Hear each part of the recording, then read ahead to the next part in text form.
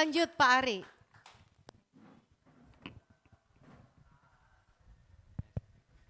Selamat pagi teman-teman, mohon izin buka topeng ya. Oke, resiko menjadi narasumber terakhir adalah audionya pada ngantuk. Tapi saya percaya teman-teman dari SMK Dr. Sutomo itu tidak ada yang seperti itu. Jadi saya ucapkan terima kasih buat teman-teman dari KGB dan juga KBB dimanapun berada lewat Zoom online di rumah dan teman-teman SMK Dr. Sutomo Surabaya. Nah, saya sangat berterima kasih telah diberi kesempatan pada pagi hari ini. Nah, sebelum saya masuki materi ini saya ada sedikit pesawat ya. Nah, di dalam pesawat ini ada suatu kalimat Bapak Ibu, ada kalimat nanti tolong dibacakan, saya lempar nanti kalau jatuh di Bapak Ibu tolong dibacakan ya nanti ya, minta tolong ya. Iya. Oke. Ya, saya lempar ya ini ya, supaya tidak ngantuk. Jadi kita refresh dulu aja. Oke. Iya. Pak Bari, oleh Pak Bari. Nah, Pak Bari. Nah, hanya kalimat. Yang Monggo, kedua Pak. ini ya, yang kedua ya Bapak Ibu ya. Yang kedua saya lempar juga. Nah, mohon Pak Bari silakan dibacakan dulu. Nah, yang keras Pak Bari.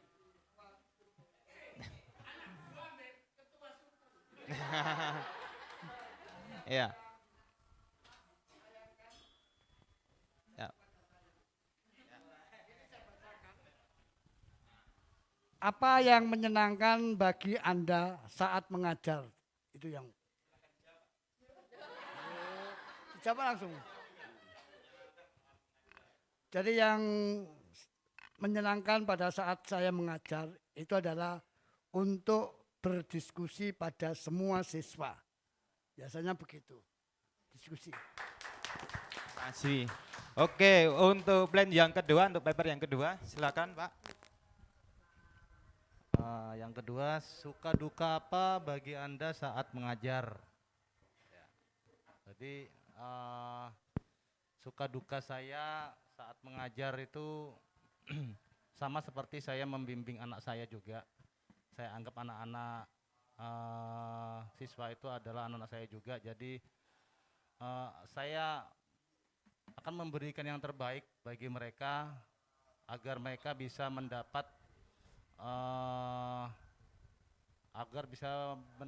ilmu untuk bekal mereka hidup nanti di kemudian hari, seperti itu Pak Ari.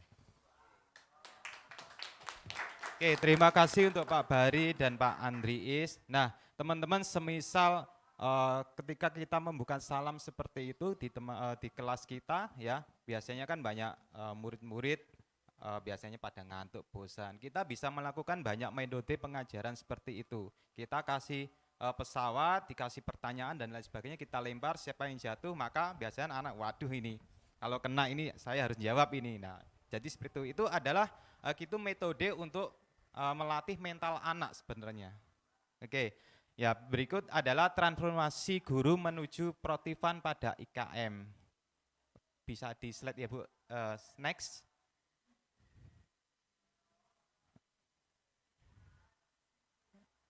Oke, apa itu Protifime?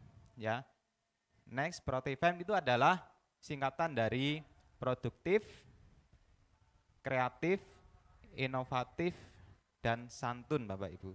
Nah, sebelum kita belajar tentang kurikulum merdeka ya, kalau kita menerapkan Protifab seperti ini ya, yaitu menerapkan produktif, kreatif, inovatif, dan santun pada diri kita, saya yakin dimanapun kita berada, kapanpun dan dengan kurikulum apapun, kita pasti bisa melewatinya ya.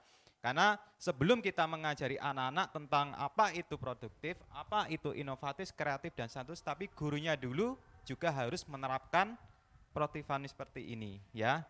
Oke, next. Nah, lalu bagaimana cara menjadi guru yang produktif dan kreatif? Ya, untuk menjadi guru yang produktif dan kreatif adalah yang pertama ubah menjadi pola pikir bertumbuh. Ya, jadi selama ini kalau kita, Pak saya nggak bisa ini, begini nggak bisa.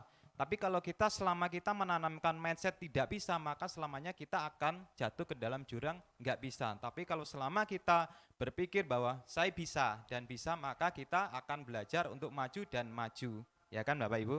Nah, itu ubah menjadi pola pikir yang bertumbuh atau growth mindset. Tuh. Yang kedua, itu selalu on time. Ya. Jadi saya biasanya juga refleksi diri. Selama kita selalu memarahi anak-anak kita, ayo telat berapa menit, nggak di absen, tapi apakah saya sendiri atau kita semua juga on time masuk kelas seperti itu, ya. Jadi kalau kita mengajari anak tentang tepat waktu, kita juga harus selalu tepat waktu. Jadi ini belajar dari saya sendiri ya, kadang juga tidak on time, kadang saya juga ini nih buat anak, oh iya nggak apa-apa. Ya, jadi seperti itu. Nah, yang ketiga adalah ubah suasana mengajar. Ya, metode untuk mengubah suasana mengajar ini sangat banyak. Boleh dengan permainan, boleh dengan game, atau kalau biasanya meja-mejanya tertata dengan seperti ini, boleh model U atau model presentasi dan lain sebagainya. Ya, intinya adalah supaya teman-teman anak didik kita itu tidak bosan berada di kelas. Apalagi kalau kelasnya tidak ada kipasnya, sumuk dan lain sebagainya. Nah, kita sebagai guru harus punya inovasi, ya. Bagaimana supaya anak-anak ini bisa kerasan, bisa nyaman untuk mapel yang kita ajarkan. Ya, seperti itu. Nah, yang berikutnya adalah menerapkan gaya hidup sehat. Ya, sehat bukan berarti tentang makanan atau dan lain sebagainya. Sehat dalam arti adalah hati pikiran kita juga sehat. Ya. Karena contoh nih, kalau kita mengajari anak dengan kata-kata ya, dengan pikiran yang tidak sehat, maka anak itu juga akan menangkap yang sesuatu yang tidak sehat. Gurunya aja gitu, kenapa saya enggak? Seperti itu loh. Karena apa? Guru itu kan digugulan, ditiru, seperti itu. Nah, yang terakhir ini adalah bekerja dengan cerdas.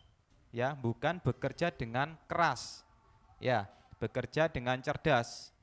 Nah, mindset untuk bekerja dengan keras itulah mindset dulu waktu Indonesia dijajah. Ya, bekerja itu harus dengan keras untuk mendapatkan sesuatu yang optimal. Tapi sekarang kita bekerja dengan cerdas. Jadi seperti itu. Oke, berikutnya.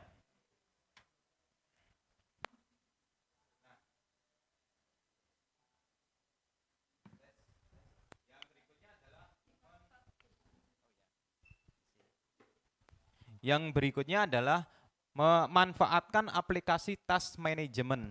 Nah, apalagi sekarang di era abad 21 ini banyak perkembangan ya, terutama dalam aplikasi-aplikasi berbasis smartphone ya.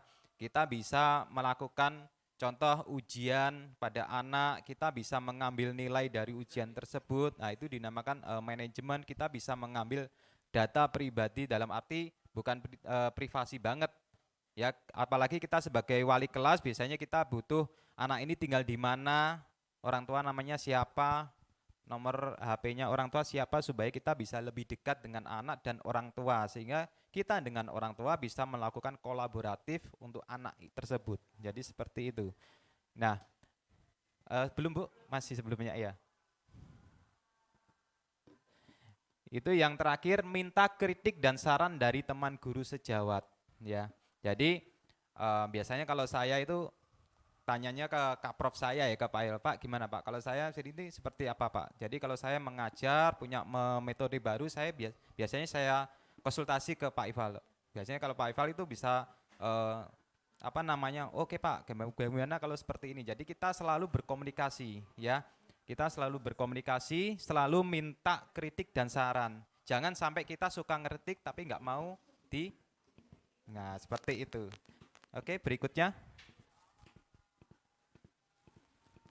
Nah, bagaimana cara menjadi guru inovatif dan santun? Itu yang pertama adalah mempunyai kemauan yang kuat untuk menghasilkan karya-karya terbaru, ya.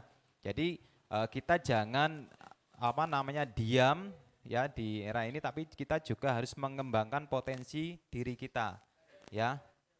Terus menambah wawasan dan jam terbang. Nah, salah satu contoh menambah wawasan dan jam terbang adalah ya, saya berdiri di hadapan teman-teman ini, ya. Nah, itu contoh karena apa? Dengan begini kita akan mengerti sejauh mana saya belajar, ya, sejauh mana saya untuk mengajar seperti itu. Nah, banyak melakukan penelitian publikasi yang berhubungan dengan dunia pendidikan. Nah, jadi kita selalu banyak membuat materi, banyak membuat ide-ide, gagasan, lalu dengan itu kita bisa berbagi ke teman-teman guru yang lain. Kalau ini memang berguna, contoh nih kita bikin rapot online berupa apa Spirit atau Excel online itu sekolah-sekolah yang mungkin kesulitan untuk bisa bikin rapot, bagaimana cara bikin rapotnya dan lain sebagainya. Nanti bisa di-sharekan ke guru-guru kalau itu bermanfaat, ya. Nah, berarti itu adalah kita punya inovatif, ya. Kita punya inovatif seperti itu. Nah, mengembangkan berbagai media pembelajaran baik digital maupun sebaliknya, ya. Jadi mau nggak mau kita emang harus belajar tentang digitalisasi ini.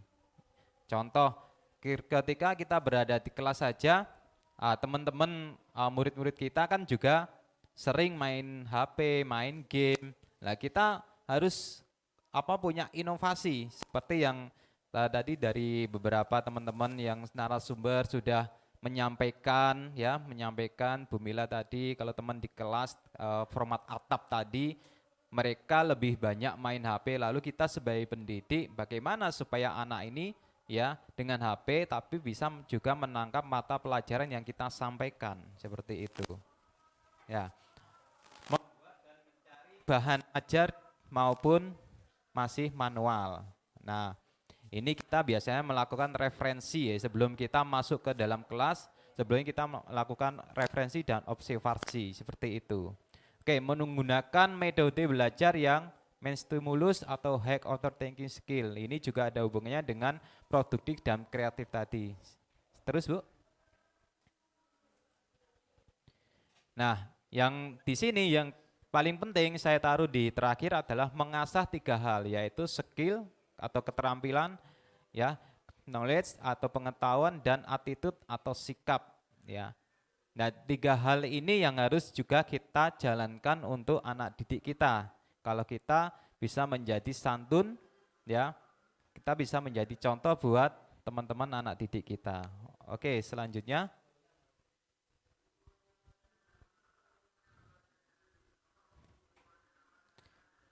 Nah, itu tadi produktif, kreatif, inovatif, dan santun, ya.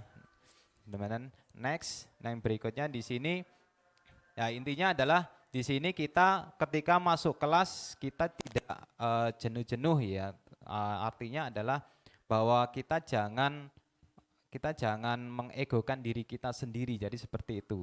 Contoh di sini adalah teknologi tidak akan menggantikan guru hebat, tapi teknologi di tangan guru yang hebat akan menjadi transformasional. Jadi seperti itu. Oke, next. Ini refleksi kita, ya. Anak saya tidak akan pernah saya ajari terus-menerus belajar sepeda dengan roda bantuan. Demikian juga saya tidak akan mengajarkan siswa-siswi saya untuk hidup di abad 21 hanya dengan keterampilan abad ke-20. Jadi seperti itu. Oke, next. Nah, pembelajaran itu sangat menyenangkan. Bagaimana guru mendesain tujuan pembelajaran itu tadi, ya. Tadi sudah disampaikan oleh Bu Siti seperti apa itu TP, bagaimana guru mendesain tujuan pembelajaran dalam pembelajaran campuran sekarang ini, ya. Nah, prinsip dalam membuat, ya, oke. Ya, prinsip dalam membuat tujuan pembelajaran adalah sama baik untuk konteks daring, luring maupun campuran. Oke, next. Nah, ini bisa di zoom, ya, Bu, ya. Apakah bisa di zoom ini? Nah, Bapak Ibu, ini adalah ilustrasi yang saya buat. Di sini ada guru, ada siswa di kelas, yang dimana setiap siswa, ya, kalau nggak bisa nggak apa-apa, Bu. Ya, di setiap siswa ini ada siswa yang suka dengan matematika, siswa yang suka dengan editing videos, siswa yang suka dengan fotografi, sepak bola, menggambar, musik. Nah, ini hasil dari saya tanya ke anak-anak, kamu masuk ke jurusan ini karena apa? Karena saya suka fotografi, Pak. Saya ingin menjadi fotografi. Saya suka editing video, Pak, karena saya ingin menjadi seorang editing video. Nah, ini mudah-mudahan tidak ada di Smackdown ya. Tapi ada teman saya dari sekolah lain dulu itu pernah ya sharing-sharing.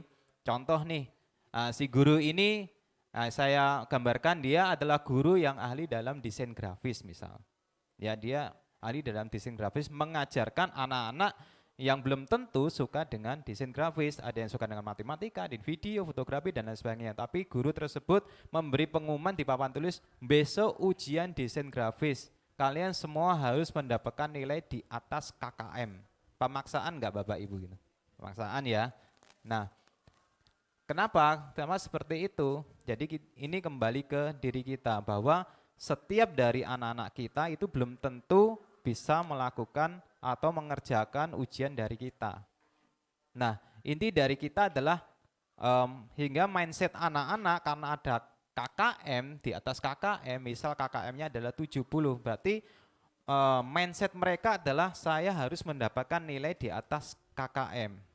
Ya, berarti tujuan mereka adalah nilai, sebuah angka, bukan sebuah keterampilan, ya. Adalah sebuah angka, sehingga apa yang terjadi, banyak anak yang tidak pernah masuk hanya ikut ujian pas saja. Karena apa? Patokan mereka adalah yang penting saya dapat nilai di rapot.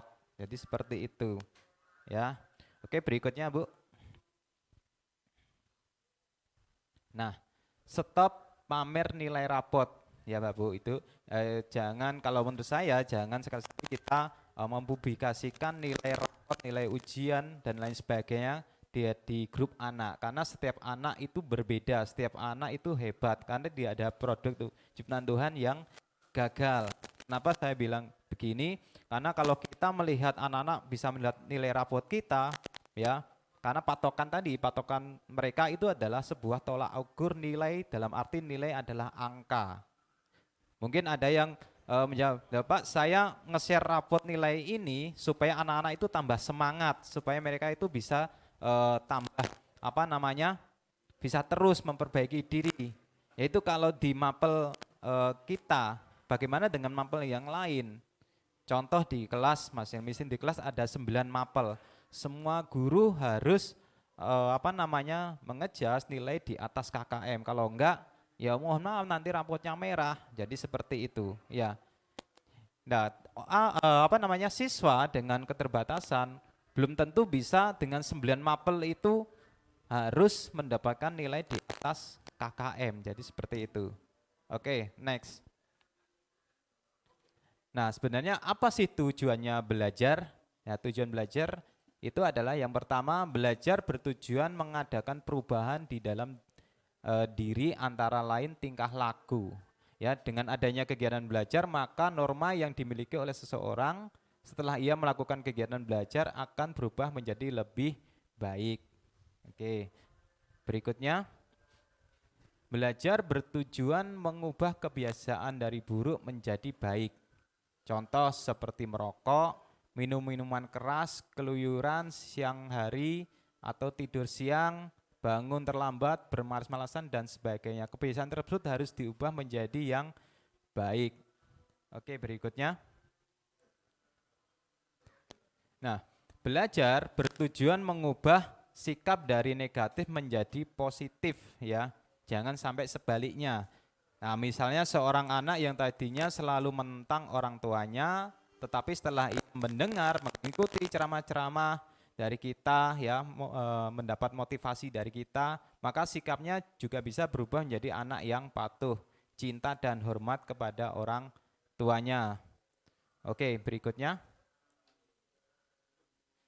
Nah, belajar dapat mengubah keterampilan, misalnya seseorang yang terampil main bulu tangkis, bola, tinju maupun cabang olahraga lainnya adalah berkat belajar dan latihan yang sungguh-sungguh. Jadi kegiatan belajar dan latihan adalah hal yang perlu dilakukan agar terjadi perubahan yang baik pada diri seseorang. Nah, ini gini Bapak Ibu, sebelum ada kurikulum Merdeka ini, saya sebelumnya sudah melakukan kolaboratif antar guru, ya, sama Pak Agung dan Bu Sutama. Pak Agung contoh nih dalam mapel, kalau saya ngajar desain grafis dan percetakan, ya, yang dimana saya teman-teman di kelas itu selalu mengeluh sebelumnya itu, Pak, ini tugasnya banyak banget, gimana ini, belum guru AB ini belum selesai, kalau nggak bisa ngerjakan ini saya nggak bisa bla bla bla dan lain sebagainya, sehingga ini memicu saya untuk membuat inovasi. Akhirnya saya membuat kolaborasi antara beberapa guru sehingga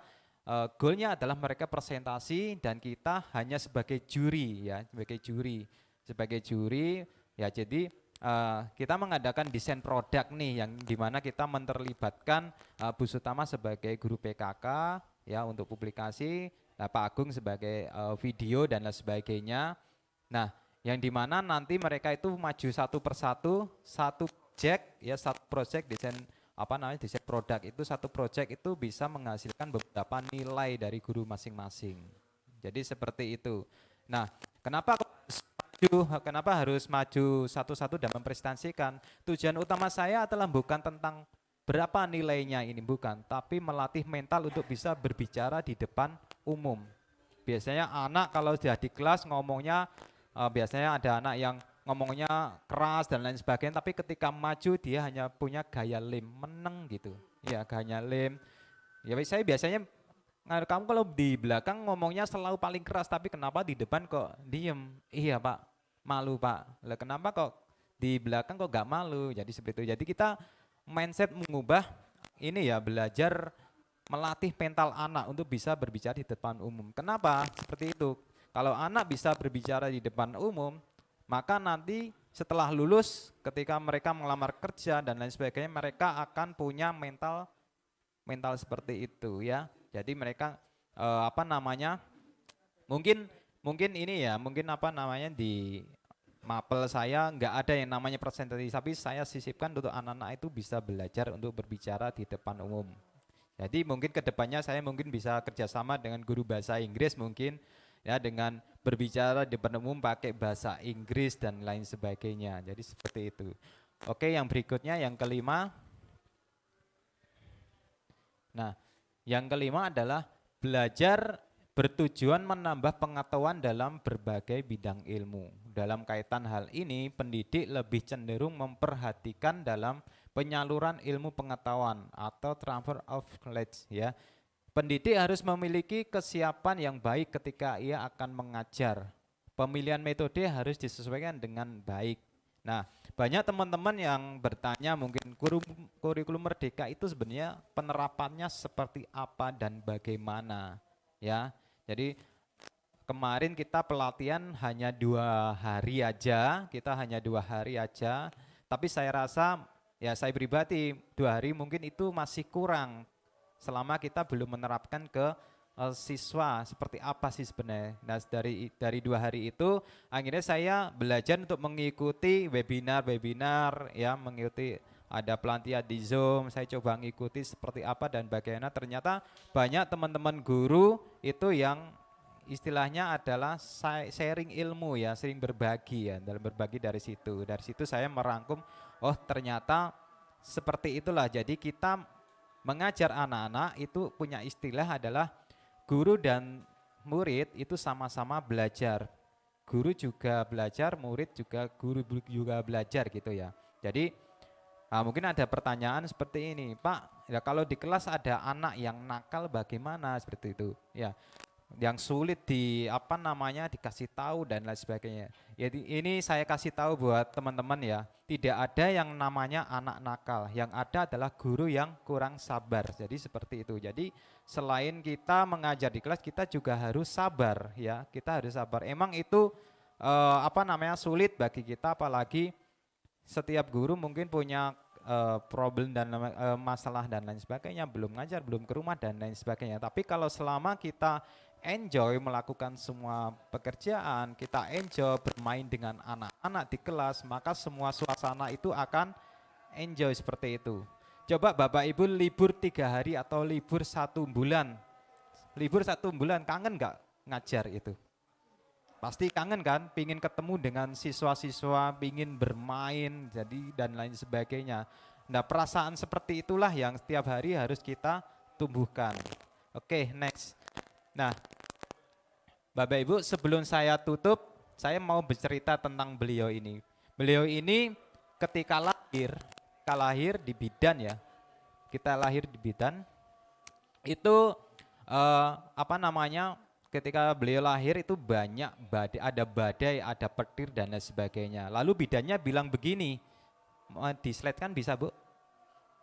Saya mau menceritakan beliau, ketika beliau lahir itu terjadi badai, hujan, petir dan lain sebagainya di situ waktu itu. Nah, si bidannya bilang begini, Ibu, anak Ibu ini lahir laki-laki. Tapi ketika lahir ini ada badai seperti ini. Mohon maaf Ibu, anak Ibu ini mungkin akan menjadi buruk ya, akan menjadi anak yang buruk, akan mendampakkan sesuatu yang tidak diinginkan bagi keluarga. Tapi apa yang dikatakan oleh ibu kandungnya berkata, tidak, anak saya tidak akan seperti itu. Anak saya ini akan menjadi pelita bagi dunia. Siapakah beliau? Nah, beliau adalah Nikola Tesla. Bisa di-slide-kan, Bu? Nah, beliau adalah Nikola Tesla, penemu listrik, bolak-balik AC, ya. Tesla coil, X-ray, robotik, lampu, radio, holistik, dan laser. Nah, saya menggambarkan ini Bapak Ibu, banyak teman-teman anak didik yang mengalami beberapa problematika, tapi kita sebagai fasilitator, kita juga sebagai motivator untuk anak-anak ini, ya. Kita mengajarkan anak-anak, kita bukan hanya mengajar, tapi juga mendidik, tapi juga memberi motivasi buat anak-anak, karena anak sekolah itu juga banyak problematika di rumah juga. Nah, mereka ingin mencoba dekat dengan kita, menceritakan keluh kesah kita, tapi coba kita belajar untuk terbuka buat mereka, gitu. Kita sisakan waktu untuk mereka. Ya, oke, berikutnya. Nah, beliau berkata bahwa pendidikan ini bisa menjadi senjata bagi dunia. Oke, beliau adalah Nelson Mandela, ya. Pendidikan adalah senjata ampuh yang dapat Anda gunakan untuk mengubah dunia. Oke, berikutnya.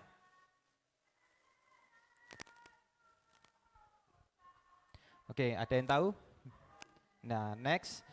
Nah, beliau adalah Ki Hajar Dewantara. Jadikan setiap tempat sebagai sekolah dan jadikan setiap orang sebagai guru. Oke, next. Nah, berikut adalah Karno. Oke, next. Belajar tanpa berpikir tidak ada gunanya, tapi berpikir tanpa belajar sangat berbahaya. Nah, berikut yang bisa saya sampaikan pada acara pagi hari ini. Kalau ada yang kurang, mohon kritik dan sarannya. Terima kasih Bapak Ibu dan teman-teman KGB di Mantan Badan. Terima kasih.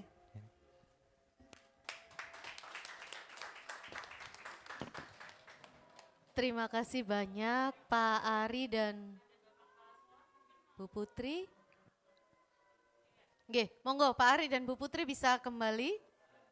Saya mau menyapa Bapak Kepala Sekolah. Selamat siang Bapak.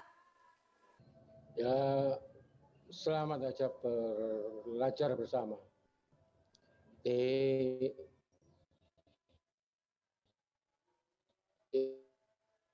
Intinya kan guru tetap harus terus belajar dan belajar. Dari panjang. Ya, semangat aja terus. Apapun yang dihadapi, karena memang zaman terus berubah ya, harus siap untuk itunya semua. Itu aja, Mas.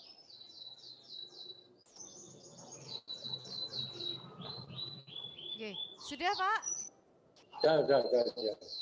Iya. Apapun yang terjadi tetap semangat belajar ya Pak ya. Terima kasih Pak. Oke, tepuk tangan dong untuk Bapak Kepala Sekolah. Walaupun beralangan hadir untuk bergabung secara luring bersama kita di sini, tapi beliau senantiasa memantau kita bersama dari Zoom. Oke, monggo teman-teman, ada yang ingin memberikan masukan, saran atas apa yang tadi disampaikan oleh 7 narasumber, mulai dari Bu Amin, Pak Andri, Pak Ahmad, Bu Samila, Bu Siti, Bu Putri, dan Pak Ari. Ada yang ingin? Nggih, monggo silakan Pak. Mas, saya bisa dibantu mikrofonnya enggak Mas?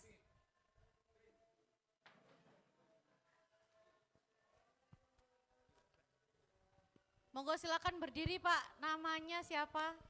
Kalau teman-teman Smackdown mungkin kenal, tapi yang di online kan juga ingin tahu Pak siapa yang sedang berbicara. Ya, terima kasih. Assalamualaikum warahmatullahi wabarakatuh. Waalaikumsalam warahmatullahi wabarakatuh.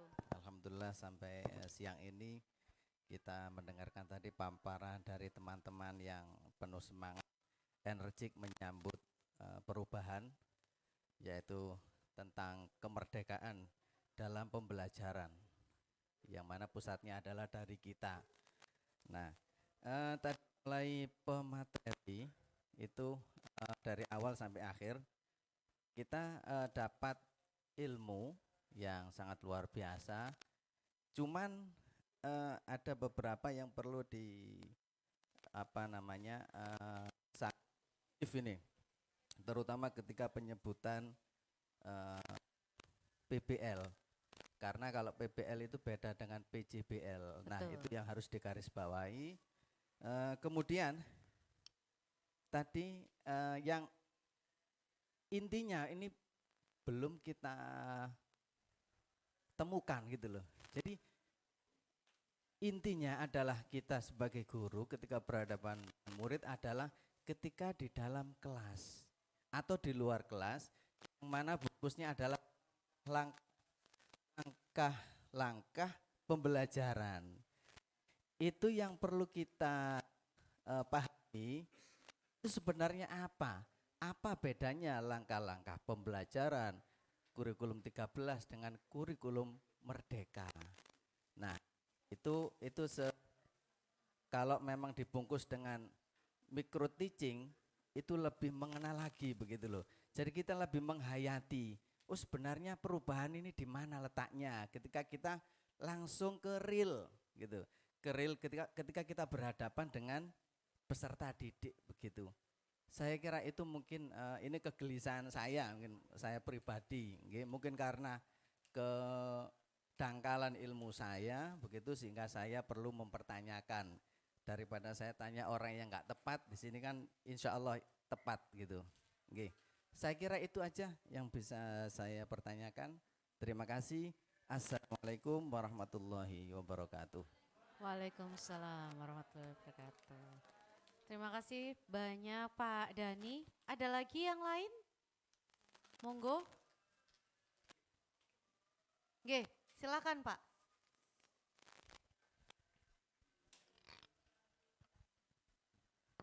Terima kasih. Oh berdiri. Bisa berdiri. Ya, saya salut dengan guru muda yang berbakat tadi. Semuanya cukup berbakat dan semangatnya luar biasa. Kalau bisa saya simpulkan, itu di kurikulum merdeka ini adanya perubahan pemahaman. Pemahaman terhadap cara mengajar. Yang pertama merubah mindset. Kalau kita udah masuk ke kelas, tidak boleh sesuatu disamaratakan. Karena mereka mempunyai kemampuan masing-masing. Yang jadi persoalan itu adalah kita nggak punya standar.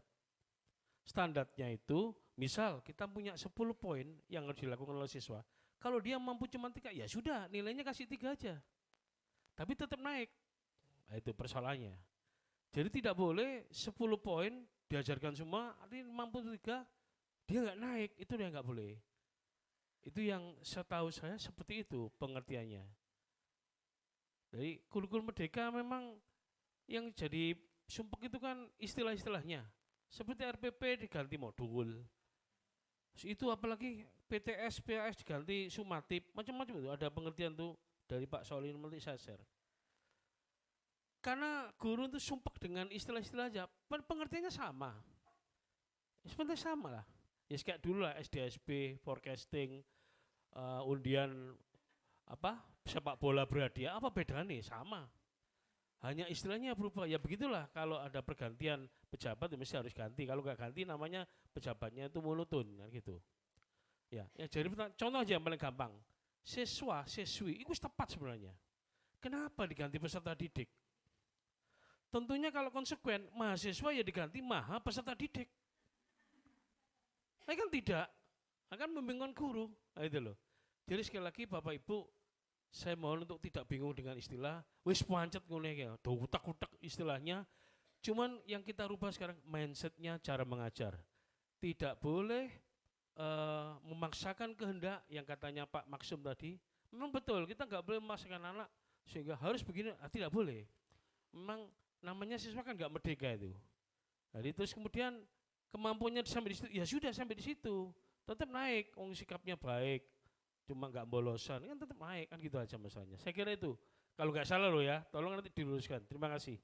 Assalamualaikum warahmatullahi wabarakatuh. Waalaikumsalam warahmatullahi wabarakatuh. Terima kasih banyak pencerahannya Pak As. Ya, basic poinnya adalah mindset ya.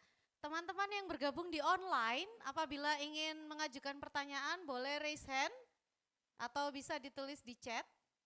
Monggo silahkan. Ya. Merubah mindset, merubah paradigma itu mungkin yang agak sedikit kita susah ya. Karena sesuatu yang mungkin kita jalani secara terus-menerus dalam jangka panjang itu biasanya menjadi habit.